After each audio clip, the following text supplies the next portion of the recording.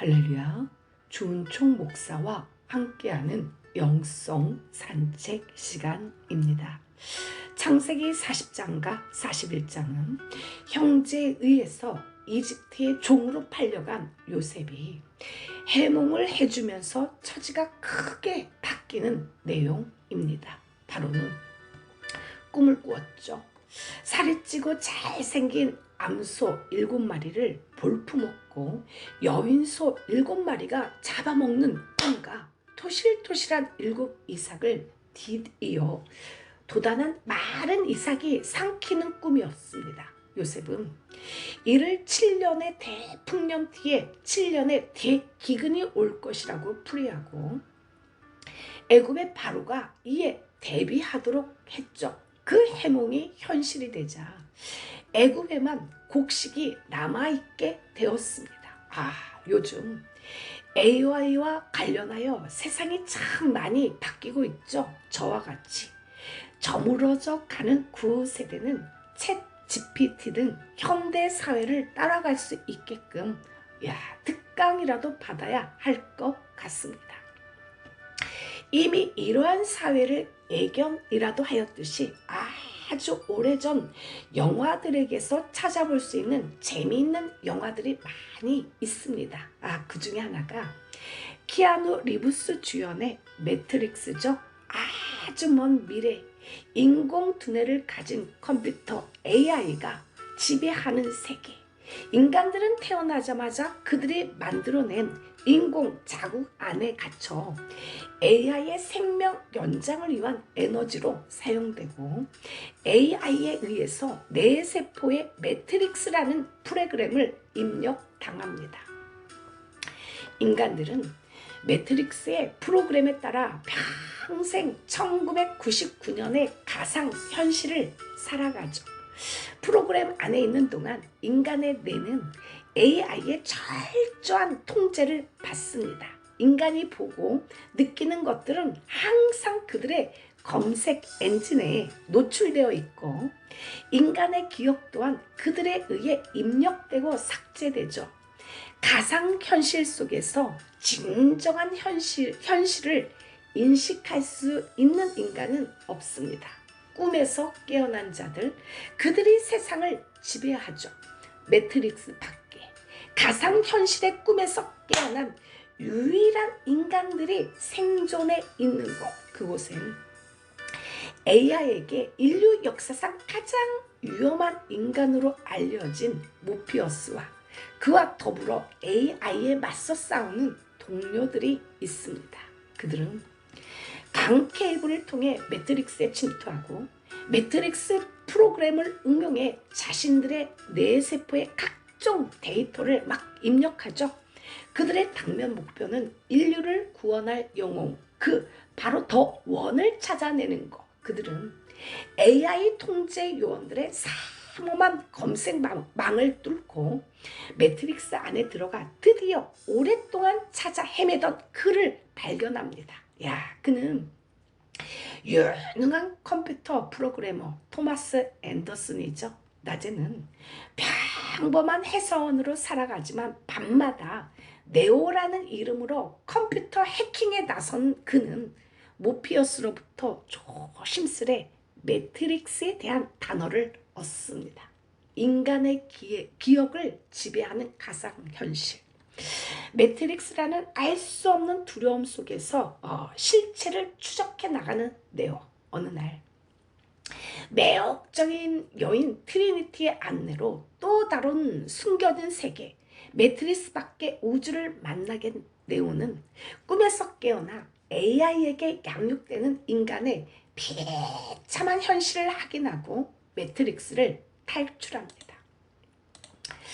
한편 사이퍼는 끊임없는 기계들의 위협과 공격으로 인한 두려움을 견디지 못하고 다시 매트릭스 안에 가상현실로 들어가기 위해 동료들을 배신하죠. 네오와 모피어스 일행이 매트릭스 안에 잠입한 사이 사이퍼는 요원들이 추적할 수 있도록 통화 중인 폰을 숨기고 요원들은 강 케이블을 교란시켜 그들이 매트릭스에서 빠져나올 충고를 봉쇄해버리려고 하죠. 매트릭스의 주요 등장 인물 중 한 명의 이름은 모피어스입니다. 그리스 신화에 나오는 꿈의 신 모르페우스의 미국식 발음이죠. 모르페우스는 잠의 신 히프노스와 휴식의 여신 파시테아의 아들로 그 이름은 꿈의 상징성을 아주 잘 보여주죠. 이 신은 바닷길로 여행을 떠난 남편이 풍랑을 만나 이미 죽은 줄도 모르고 헤라 여신에게 매일 남편의 무사 기환을 비는 알키오네라는 여인의 꿈에 들어가서 그녀의 남편이 죽었음을 알립니다. 다음날 남편의 시신이 그녀에게 돌아오죠. 꿈을 뜻하는 영어 단어 드림의 어원은 즐거움, 놀이입니다. 사전을 찾아보면 꿈은 이런 생리현상 이외에 실현하고 싶은 희망이나 이상 또는 실현될 가능성이 전혀 없는 헛된 기대나 망상을 뜻하기도 하죠. 역사의 시작부터 꿈은 인류와 함께한 만큼 성경과 그리고 고서에 자주 그 이야기가 기록되었죠. 꿈이란 무엇인가요? 밤하늘의 별처럼 떠오르는 무의식의 이야기인가요? 아니면 우리 삶에 무엇을 암시하고 인도하는 하나님의 방법인가요?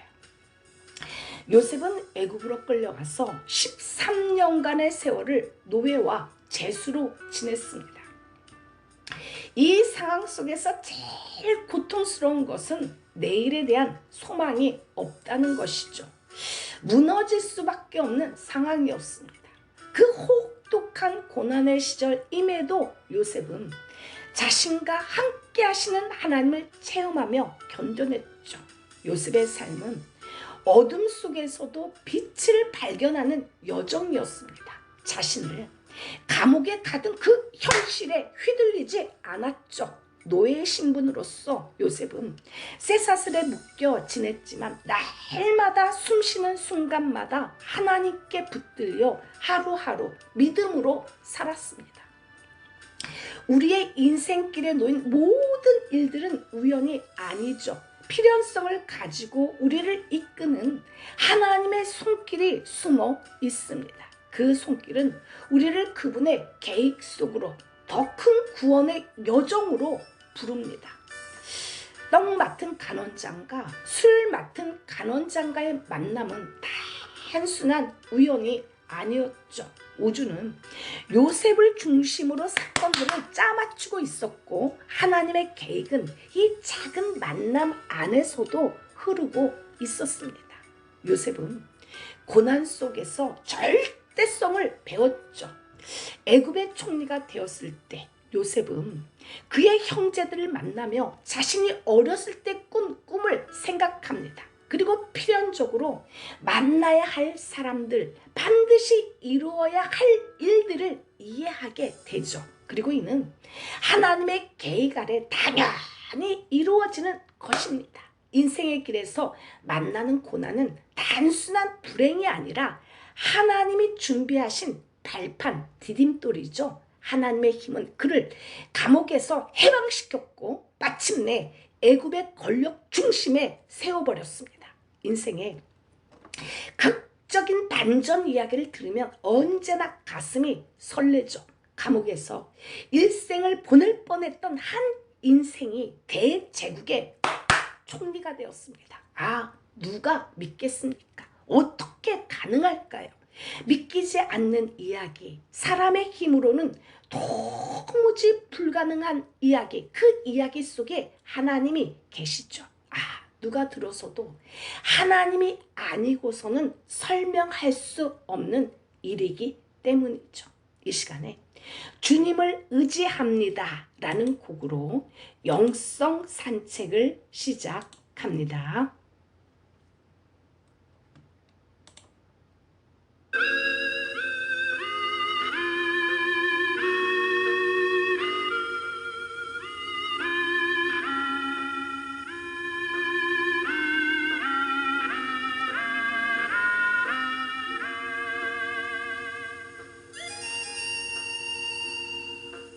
주님을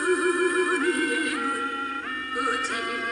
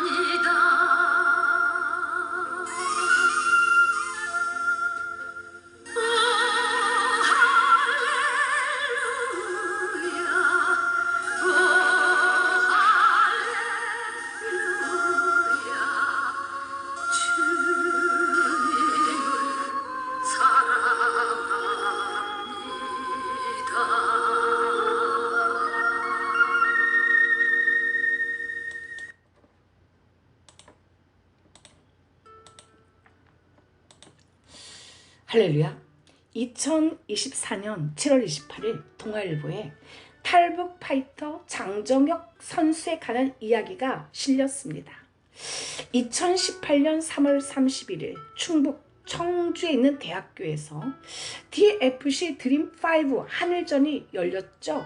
장정혁 선수와 홋카이도 PFC의 니시카와 야마토 선수의 대결은 경기 전부터 많은 주목을 받았습니다. 탈북 파이터 미스터 장의 프로 데뷔 무대로 치러지는 경기였기 때문이죠. 경기 전 대부분 전문가들은 홋카이도 PFC의 라이트급 챔피언이자 프로 전증 4승 3무의 무패 파이터 니시카와의 우승을 예견하였죠. 그는 10년 넘게 하루 8시간에서 9시간씩 훈련에 매진할 정도로 성실한 선수였죠. 손가발 곳곳에 박힌 굳은 살은 그가 엄청난 파워의 소유자임을 한눈에 알아볼 수 있게 하였습니다. 반면 데뷔전을 치르는 미스터 장은 버리는 카드 정도로 여겨졌죠. 경기가 시작되자 니시카와는 공격적으로 돌진했습니다. 1라운드가 불과 30초가량 지났을 무렵 니시카와가 몸을 번개같이 돌리며 백스핀 블러를 장씨의 얼굴을 날려버렸죠. 미스터 장은 그 자리에서 쓰러졌습니다. 니시카와는 틈을 놓치지 않고 미스터 장의 그 올라탄 뒤 열심 주먹을 날려버렸죠. 가까스로 뿌리치고 일어난 그는 이미 다리가 풀렸습니다. 니시카와의 주먹은 이후로도 계속해서 얼굴로 날아들었죠.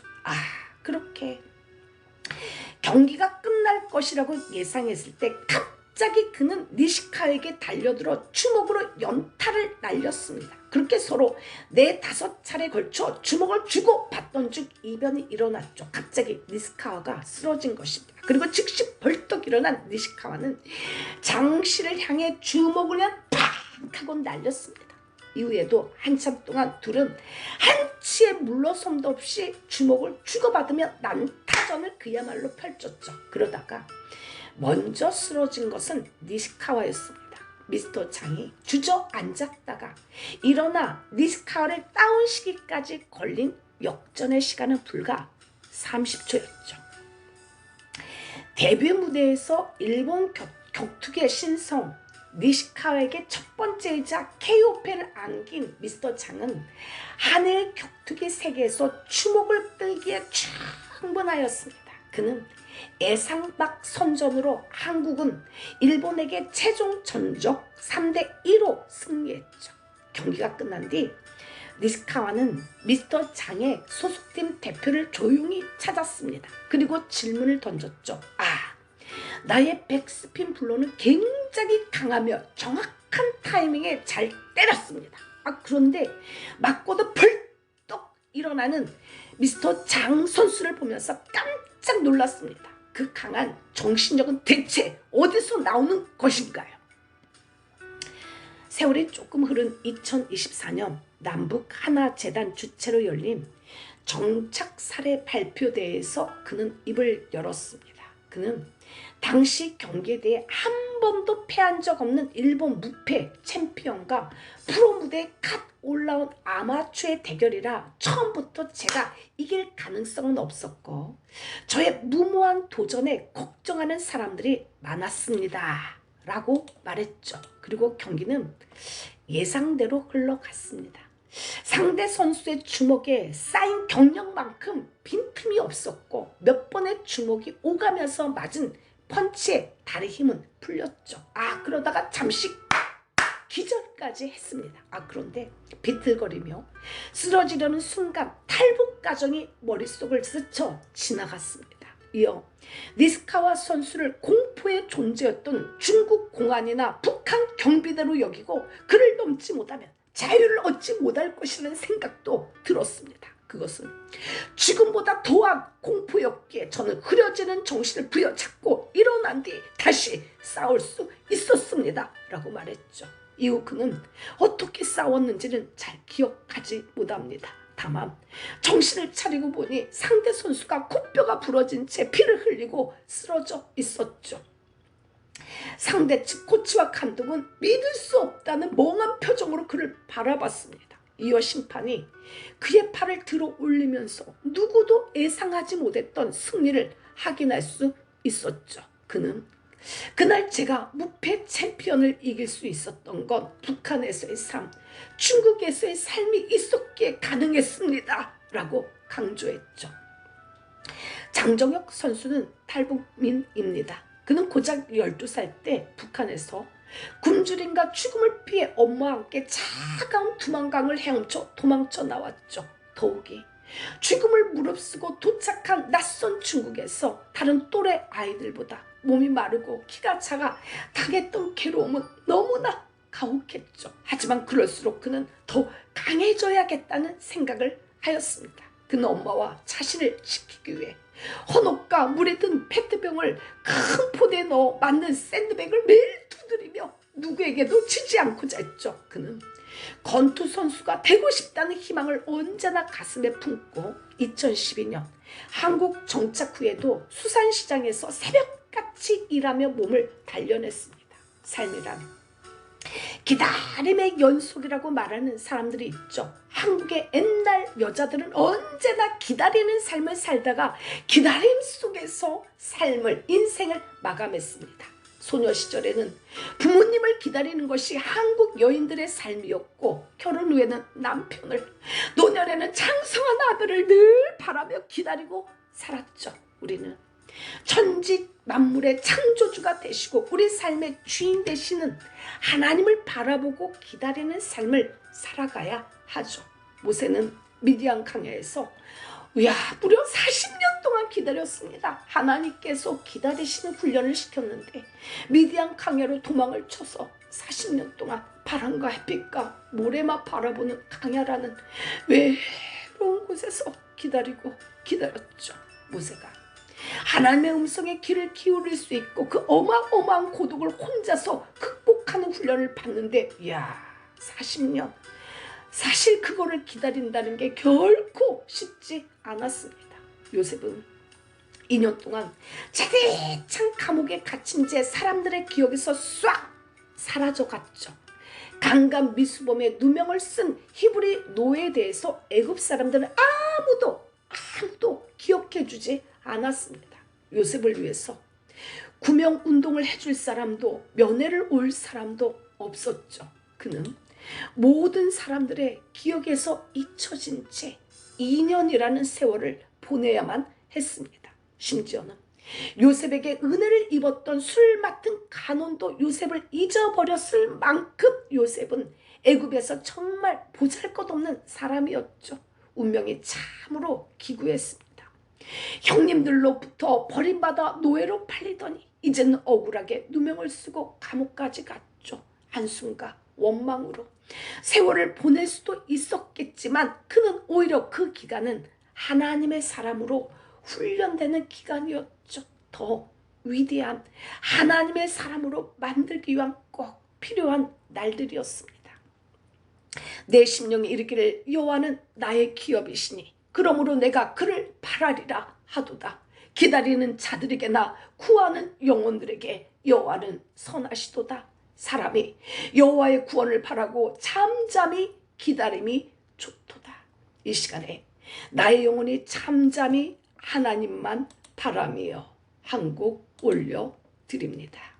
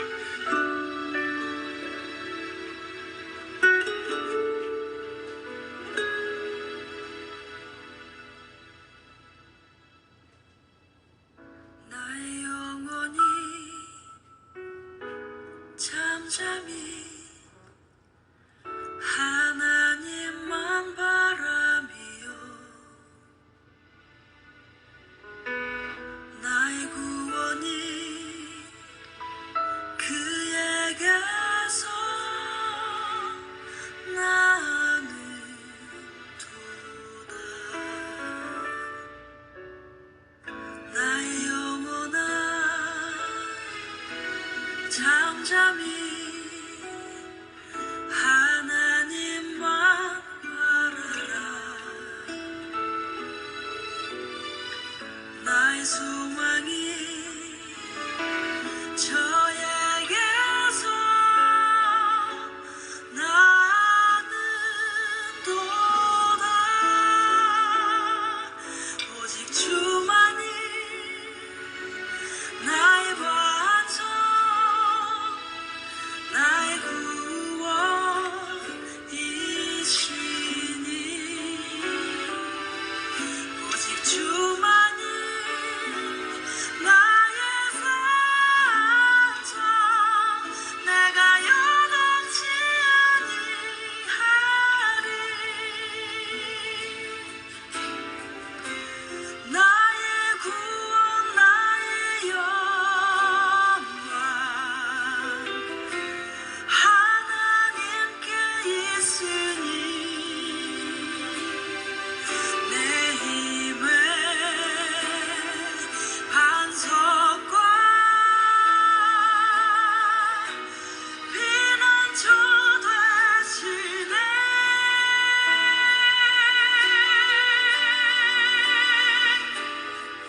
오직 주만이 나의 반석, 나의 구원이시니. 오직 주만이 나의 산성, 내가 여동치 아니하리. 오직 주만이 나의 반석, 나의 구원이시니. 오직 주만이 나의 산성, 내가 여동치 아니하리. 내가 여동치 아니하리. 내가 여동치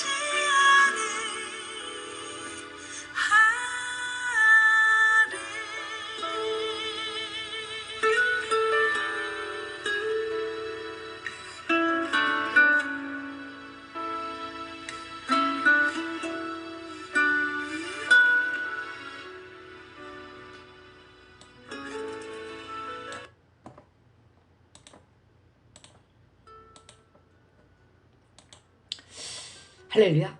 우리는 하나님께서 아무것도 하지 않으시는 것처럼 느낄 때가 참 많죠. 그러나 우리 눈에는 보이지 않아도 하나님께서 우리를 위해 일하고 계시다는 것을 믿고 신뢰해야 하죠. 아까 언급했던 장정혁 선수의 이야기를 좀 더 할까 합니다. 그는 공부가 적성에 맞지 않다고 느낀 그에게 운동은 살기 위한 몸부림이었죠. 그는 되는 대로 배우고자 체육관을 찾았지만 나이가 많아 너무 늦었다. 기본기가 참 모자란다. 소질도 없고 어렵다라는 거절만 돌아왔죠. 그는 운동 외에는 답이 없다고 생각했기에 포기하지를 않았습니다. 결국 탈북 청소년 대안학교인 여명학교를 만났죠. 거기에서 그에게 할 수 있다라며 힘을 실어주었죠. 꿈을 알아주는 것만으로도 날개가 새로 생긴 듯 참 기뻤습니다. 2016년 그는 여명학교 학생이 됐죠. 복싱 글러브를 처음 끼는 순간 벅차던 그 감정을 잊을 수가 없습니다.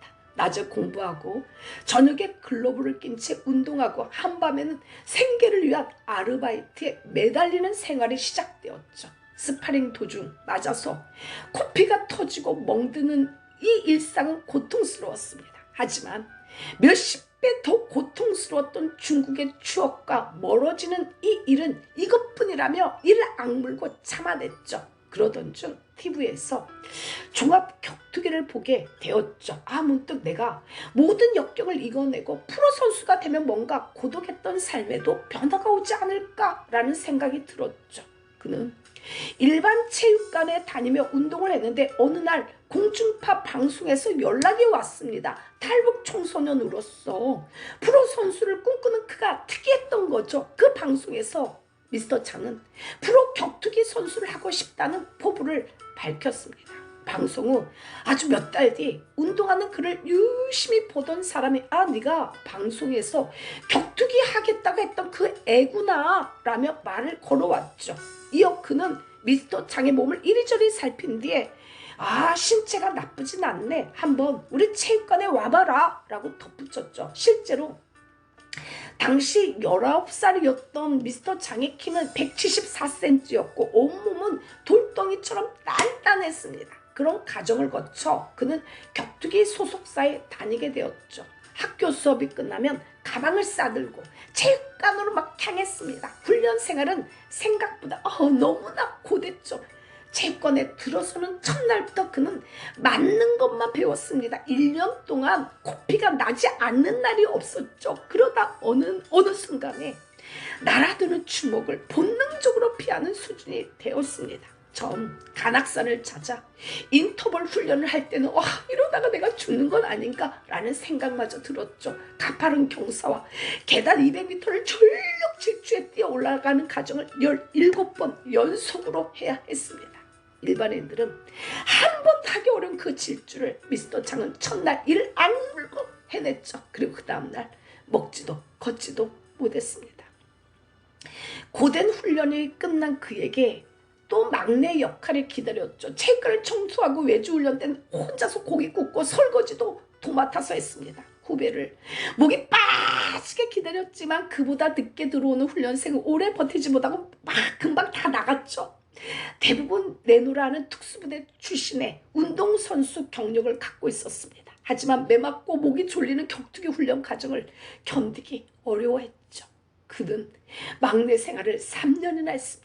그 과정에서 그는 북에서 왔다는 이유로 남들은 경험하지 않아도 되는 스트레스를 겪었죠. 너는 북한 사람이라 이것밖에 못한다. 그 북한 사람이 이런 것도 잘하냐, 빨갱이라 빨간 옷만 입냐 등의 터무니없는 말들이었습니다. 매일매일 포기하고 싶은 생각이 막 굴뚝같이 쏟아올랐지만 스스로에게 질 수 없다는 각오로 견뎌냈죠. 당시 그의 목표는 딱 하루만 버티자였습니다. 당신은 흔들리고 있나요? 인간으로서 아무런 힘도 없는 영적인 나이 99살인가요? 내가 과연 하나님이 부르신 주의 종이 맞는지, 내가 과연 이 결혼을 더 유지해야 하는지, 하나님이 젊은 날에 나에게 주신 환상과 비전이 맞는지, 자신에게 내 주어진 환경이 너무나 힘들어서 믿음도 없어지고 희미해지고 있나요? 간절히 하나님의 임재를 몸부림쳐서 구하십시오. 아브라함이 99세 때 여호와께서 아브라함에게 나타나서 그에게 이르시되 나는 전능한 하나님이라. 너는 내 앞에 행하여 완전하라. 내가 내 언약을 나와 너 사이에 두어 너를 크게 번성하리라 하리라. 아브라함은 얼굴을 비롯한 온몸을 땅에 완전히 내고 엎드렸죠. 자신이 가진 두려움과 믿음의 약함, 열매가 없고 처지고 무기력하고 늙고 초라한 육신의 모습이었습니다. 하지만 아브라함은 환경에 아무런 변화가 없어 보이고 지속해서 문제가 발생하는 것처럼 보여도 신앙과 믿음, 기도의 재단과 불을 회복하겠습니다 하고 엎드렸죠. 아브라함은 75세에 하나님의 약속을 받았습니다. 하지만 그것을 이루기 위한 과정은 자신들의 인간적인 방법과 수단이었죠. 하나님의 마음과 맞추어 가지를 못하였습니다. 하나님은 그런 그들 부부를 아주 오랜 세월 동안 그냥 내버려 두셨죠. 점점 그들은 지쳐갔고 무기력하였습니다. 그럼에도 불구하고 아브라함은 하나님과의 교제가 25년이라는 세월 동안 끊어지지 않았죠. 점점 하나님의 마음과 맞추어 갔습니다. 하나님을 향한 대접과 경외함은 변함이 없었죠. 최선을 다하여 대접하였습니다. 그런 그들 부부에게 하나님은 웃음을 주셨죠.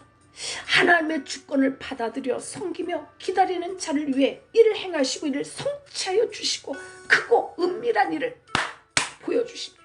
바로는 7 암소와 7 이삭이 등장하는 꿈을 꾸었죠. 이 꿈이 이집트의 앞날과 관련이 있음을 직감한 바로는 꿈을 해석할 만한 나라 안에 모든 학자와 관리를 아주 긴급하게 소집하죠. 그러나 아무도 이 꿈을 해석하지 못합니다. 바로 그때 왕의 곁에서 술잔을 받으며 왕을 모시던 술 맡은 간원작이 요셉을 기억해내죠. 노예 옷, 채수의 옷을 입었던 요셉은 드디어 이제 왕 앞에 섰습니다. 신이라 불리던 그 이집트의 왕, 바로 그 앞에 끌려온 히브리 노예가 당당하게 섰죠. 하나님의 지혜로 충만했던 요셉은 꿈을 해석할 뿐 아니라 이 문제 해결책까지 그 자리에서 바로 제안하죠. 개인의 불황을 믿음으로 극복했던 요셉이 국가의 불황을 타개할 수 있는 방법을 제시하였습니다. 이집트의 점술가들과 현인들이 해석하지 못한 문제를 요셉은 간단하게 해결하죠. 그 대책을 듣던 파라오가 너와 같이 하나님의 영에 감동된 사람을 우리가 도대체 어디에 가서 찾을 수 있겠느냐라고 말을 하죠. 여기서 재밌는 것은 그 같은 평가를 한 사람이 바로 애굽 사람이라는 점입니다. 이방인의 눈으로 보기에도 요셉은 하나님의 신에 감동한 사람이었고 그의 지혜는 너무나 절묘했기 때문이죠. 하나님의 사람으로 세상이 인정하는 순간입니다. 나를 감추고 나를 주관하는 분을 드러내놓는 자세는 요셉의 가장 아름다운 부분이죠.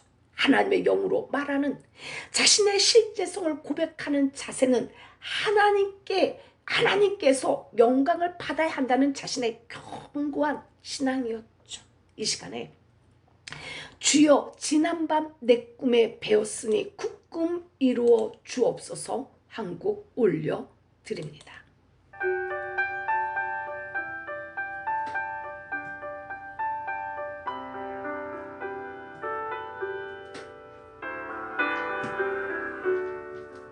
주여 지난밤 내 꿈에 배었으니 그 꿈 이루어 주옵소서.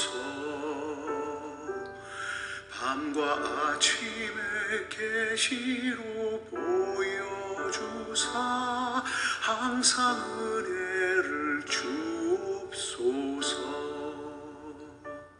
나의 놀라운 꿈 정녕 남이 끼는 장차 큰 은혜 받을 편이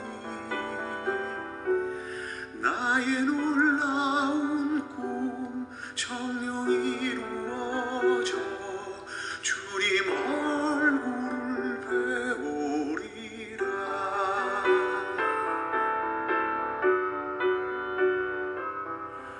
마음 괴롭고 아파서 낙심될 때 내게 소망을 주셨으며 내가 영광의 주님을 바라보니 앞길 환하게 보이도다. 나의 놀라운 꿈 정녕 남이 끼는 장차 큰 은혜 받을 편이 나의 놀라운 꿈 정녕 이루어져 주님 얼굴을 배우리라.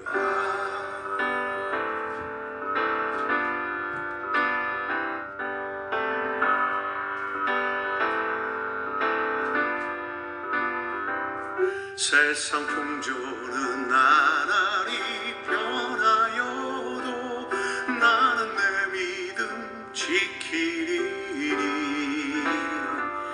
인생 살다가 죽음이 꿈 같으나 오직 내 꿈은 잠되리라. 세상 풍조는 나날이 변하여도 나는 내 믿음 지키리니. 인생 살다가 죽음이 꿈 같으나 오직 내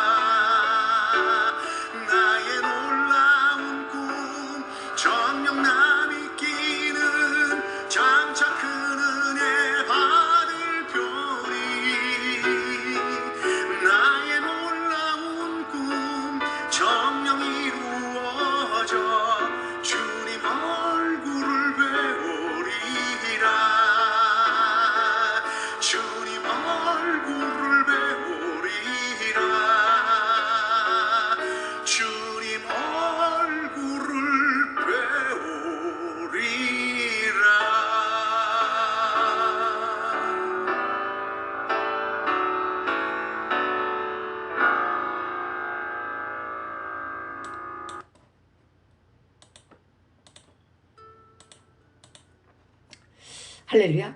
창세기 41장은 요셉이 맞이한 인생의 가장 극적인 국면입니다. 41장에서 요셉은 주인의 아내를 겁탈하려고 획책한 노예의 이력을 안고서 감옥에 갇혀있는 죄수의 신분이었지만 바로의 꿈을 명쾌하게 해석하고 그 대안까지 제시함으로써 파격적인 절차를 거쳐 한 나라의 총리가 되는 과정을 아주 상세하게 기록하였죠. 바로 왕은 분별력과 판단력 그리고 사람을 알아보는 눈이 있었습니다. 바로는 당장 그 자리에서 요셉에게 최고의 간직을 부여하죠. 총리의 세마포 옷을 입고 왕 다음 가는 자리에 앉습니다. 절대 권력을 상징하는 왕의 결제용 반지가 요셉의 손가락에 끼워지죠. 권위를 상징하는 금사슬 목걸이를 걸게 됩니다. 요셉의 손에 보디발의 집에 맡겨졌던 것처럼 이제는 왕의 집, 즉 한 나라가 요셉에게 맡겨졌죠. 히브리어 라하브는 우리말 구약 성경에서 기근, 흉령, 굶주림으로 번역되었습니다. 창세기 41장에만 12번 나오는 라하브는 창세기 전체 24번, 에레미야 33번, 에스겔 14번 등 구약에서만 101번 나오는 단어죠. 영어 성경은 라하브를 페민, 기근으로 번역했죠. 페민은 라틴어 파메스에 뿌리를 두고 있습니다. 로마 신화에 기아의 여신으로 파메스가 나오고 그리스 신화에는 리모스라는 이름으로 나오죠. 선지자 아모스에게 하나님께서 여름가을 한 강주리를 보여주시며 회개하지 않는 이스라엘에게 끝이 다가왔음을 경고하였죠. 히브리어로 여름가을과 끝을 뜻하는 단어 발음이 비슷합니다. 주 여호와의 말씀이니라. 보라, 날이 이를지라. 내가 기근을 땅에 보내리니 양식이 없어 주림이 아니며 물이 없어 가람이 아니요 여호와의 말씀을 듣지 못한 기갈이라. 사람이 이 바다에서 저 바다까지 북쪽에서 동쪽까지 비틀거리며 여호와의 말씀을 구하려고 돌아다녀도 얻지 못하리니.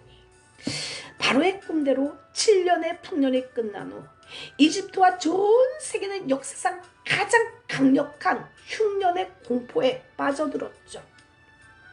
한국교회 역시 영적인 7년 동안 한국교회의 큰 부흥을 누렸습니다. 전 세계는 한국을 주목했죠. 기독교 역사상 가장 빠르게 성장했다. 세계에서 가장 큰 교회는 한국에 다 있다. 한국교회는 세계에서 가장 많은 선교사들을 보내고 있다라는 찬사들이 쏟아져 내렸습니다. 그러나 이제는 어떻죠? 한국교회 붕의 잔치는 끝나고 영적인 7년 흉년을 맞이한 것 같습니다. 현재 한국교회는 지난 찬사의 말들이 도리어 수치스러울 정도로 극심한 쇠퇴기가 현실화되었죠. 저출산, 고령화의 파급력과 현재 한국 교회를 향해 밀려오고 있는 위기 요소들을 고려할 때 2050년이 되면 한국 교회 재적 인원은 500만 명 밑으로 감소하고 그 중에 60에서 70%는 55세 이상 은퇴자로 구성되고 주일학교는 10% 미만으로 줄 가능성이 상당히 크죠. 정치의 불안정, 막대한 가계부채, 부동산 거품, 기업 경쟁력 약화 등으로 굉장히 힘든 시기가 예상됩니다. 외환위기 때도 그랬듯 경제 상황이 좋지 않을 때 부의 불균형, 특히 세대 간 충돌이 극심해졌죠. 교회 헌금은 반토막 나고 적게는 수십억에서 많게는 수백억의 빚을 이기지 못하고 지금도 부도가 계속해서 나는 교회가 속출하고 있습니다. 엄청나게 잘 지어진 교회 건물들이 빚으로 인해 부동산 경매에 대거 등장하고 있죠. 매각처를 찾지 못한 교회들은 이단이나 다른 종교 기관의 교회를 넘기는 아주 치욕스러운 일들이 발생하고 있습니다. 지금까지 우리는 교회를 크게 지으면 뭐 그릇을 크게 준비했다고 막 교회만 막 크게 지으면 성도가 더 많이 오고 헌금도 늘 것이라는 신화에 사로잡혀 있었죠. 그러나 이제 그런 양적 성장의 시대는 갔죠. 앞으로는 대형교회 개념이 대사회 영향력이 큰 사역을 펼치는 교회로 바뀌어야 하죠. 양적 성장이 없어도 얼마든지 역동적으로 사역할 수 있다라는 교회 패러다임으로 바뀌어야 합니다. 이 말은 단순히 성전 건축 말고 집 사지 말라라고 하는 말이 아니죠. 뭐든 무리하지 말라는 거죠. 세상은 위기가 발생하면 여러 가지 해법들이 있지만 교회는 단 하나예요. 하나님의 말씀대로 살아가는 거죠. 하나님의 말씀대로 살면 성경은 우리에게 온전한 자의 기업은 영원하고 기근에도 풍족할 것이라고 가르치고 있습니다. 여호와께서 온전한 자의 날을 아시나니 그들의 기업은 영원하리로다. 그들은 환난 때에 부끄러움을 당하지 아니하며 기근의 날에도 풍족할 것이나 악인들은 멸망하고 여호와의 원수들은 어린 양의 기름같이 타서 연기가 되어 없어지리로다. 2009년 1월 15일 뉴욕 라가디아 공항을 출발한 여객기 한 대가 노스캐롤라이나 주 샬롯 국제공항으로 향했습니다. 이륙 2분 만에 세 대와 부딪혀서 엔진 두 개가 모두 다 고장나 버렸죠. 간제탑에서 다른 공항에 비상 착륙하도록 유도하지만 체스리 기장은 어떤 공항으로도 갈 수 없는 아주 긴박한 상황이라고 판단했습니다. 기장은 허드슨 강으로 활강하는 게 가장 안전하다고 생각하고 재빨리 방향을 잡고 착수를 시도하죠. 비행기는 앞이 약간 들린 상태로 글라이더처럼 날아 수면에 닿았고 날개가 수평으로 물 위로 미끄러져 가다가 멈추었습니다. 155명의 승객들은 비행기 날개와 슬라이드 레프트로 재빨리 탈출했죠. 영화 같은 장면을 눈앞에서 목격한 인근에 있던 페리 14척과 뉴욕 경찰이 바로 막 달려와서 추위와 공포에 막 떨고 있는 승객들을 신속하게 전원 구조했습니다. 비행기 이륙 후 불시착까지 6분, 전원 구조까지 총 24분 만에 일어난 일이죠. 이 사건을 우리는 허드슨 강의 기적이라고 부릅니다. 허드슨 강의 기적을 만들어낸 체슬리 기장은 이런 말을 했죠. 지난 42년간 성실하게 저축했습니다. 그 저축은 바로 교육과 훈련과 경험이죠. 저축한 것이 큰 액수가 되었고 지난 1월 15일 저는 그것을 한 번에 인출했습니다. 날마다 한 교육과 훈련과 경험이 저축이 되어 허드슨 강의 기적을 만들어냈다는 것이죠. 허드슨 강의 기적은 결코 우연히 일어난 것이 아닙니다. 절체절명의 순간 155명의 생명을 살린 기장의 고도의 기술과 순간 판단력, 매일 성실하게 임한 훈련이 쌓여서 만들어진 결과물이었죠. 경고대에 이르는 연습을 꾸준하게 하십시오. 특별함은 그냥 만들어지는 것이 아니에요. 꾸준함이 있어야 하죠. 의식적으로 노력하는 꾸준함 말입니다. 특별함을 향한 시동으로 결심을 걸었다면 실천이라는 기아를 넣고 꾸준함이라는 연료를 계속해서 넣어야 하죠. 꾸준한 삶은 오늘 하루 나의 삶을 어떻게 살아가느냐에 달려있죠. 요셉은 그 좌절의 공간에서도 성실을 다하는 사람이었습니다. 좌절에 패하지 않았죠. 경고는 범사에 유익하며 우리가 살고 있는 이 세상뿐만 아니라 내 생에 유익합니다. 요셉은 늘 하나님과 함께하는 삶, 하나님과 동행하는 삶을 살았죠. 하나님을 향한 믿음을 잃지 않았습니다. 그는 상황이 더 나빠져 감옥에 들어갔지만 변함없는 신실함으로 살아가죠. 하나님의 사람으로서 이를 잘 감당하고 나면 어느새 하나님은 사라지고 자신의 모습만 남는 경우가 많죠. 그러나 요셉은 임종의 순간조차 하나님의 영이 살아 있었습니다. 요셉은 하나님과 동행하며 과거를 긍정적으로 정리하죠. 과거를 긍정적으로 정리한다는 것은 두 가지가 중요합니다. 하나는 잘못된 과거를 잊어버리는 거예요. 다른 하나는 그 잘못한 사람에 대해 용서하는 거죠. 요셉은 미래를 대비하는 위기 관리 능력을 가졌기 때문에 성공했죠. 하나님과 동행하니 하나님의 시각을 가지고 있었죠. 요셉은 다가오는 풍년만 본 것이 아니라 앞으로 닥쳐올 흉년도 보았습니다. 그는 총리가 된 후 7년간의 풍년에 향후 7년의 흉년을 대비했죠. 국가나 회사 그리고 가정이나 개인에게도 위기가 있기 마련입니다. 이런 점에서 위기 관리 능력은 지도자의 필수적 자질이요 덕목이죠. 요셉의 훌륭한 지도력은 바로 이 위기 관리 능력에 있었습니다. 주님, 요셉이 13년의 세월을 노예와 죄수의 생활을 이겨낸 것처럼 오직 하나님만 붙들고 그 시기를 이겨내게 하소서. 자네창 감옥에 갇힌 채 사람들의 기억에서 사라지고 강간 미수범의 누명을 쓴 히브리 노예에 대해서 아무도 기억해주지 않을지라도 믿음을 잃지 않고 더욱더 하나님께 가까이 가게 하옵소서.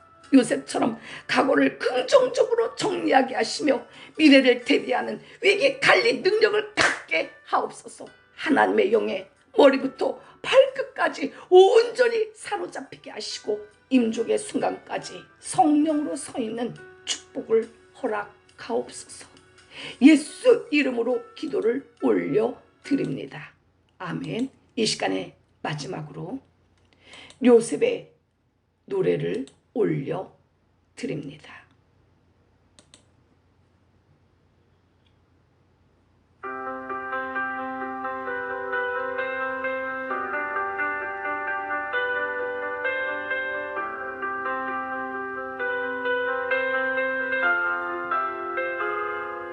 형들의 손에 버려져 깊은 어둠 속에 있었죠. 억울함이 날 삼킬 때도 주님은 나를 지키셨죠. 감옥의 벽 안에서도 소망은 사라졌지만 그 순간도 주의 뜻 안에 나는 여전히 주의 자녀. 주의 손 안에 있었습니다. 모든 순간 주 안에 있었습니다. 사람은 나를 해하려 했지만 주님은 선으로 바꾸셨습니다. 눈물의 계절이 지나고 이제야 깨닫게 되었죠. 고난마저 주의 뜻이었음을 주의 손 안에 있었습니다. 용서할 수 없던 마음 형제들을 바라보며 흔들리는 나의 가슴에 주의 사랑 흐르고 있어.